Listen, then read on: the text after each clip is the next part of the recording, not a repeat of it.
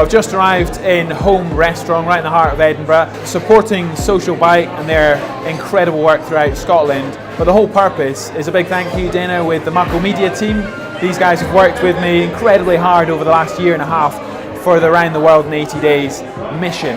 You know, what a story, what a global story. And tonight there's a great buzz in the background with loads of guest friends and whatnot, you know, coming to hear the story and find out how we took this simple idea, can you get around the planet in 80 days, to a global audience. When I first got in touch with Muckle Media, it was quite close to my launch date. The idea was really about keeping this under wrap until the 11th hour and then create as much earned media value as possible. So we started day one, going live to the world. Can you get around the world in 80 days? The first human-powered circumnavigation in 80 days with a story.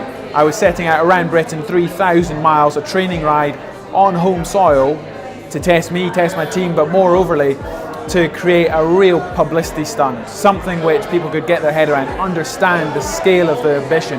240 miles a day, 69, you know, because it was on home soil, it got the local press engaged, it certainly captured the national press, and it gave us content from day one.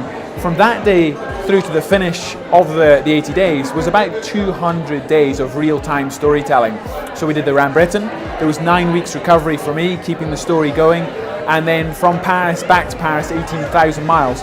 And the guys at Muckle Media worked incredibly hard to keep that story fresh, even though there was a real routine to the actual process on the road, making sure we shifted the focus, you know, from the excitement of the start, the grit of the middle, some milestones like the 1 month record, the most miles ever cycled in a month, taking it to different audiences like Blue Peter, you know, tons of schools around the country as well.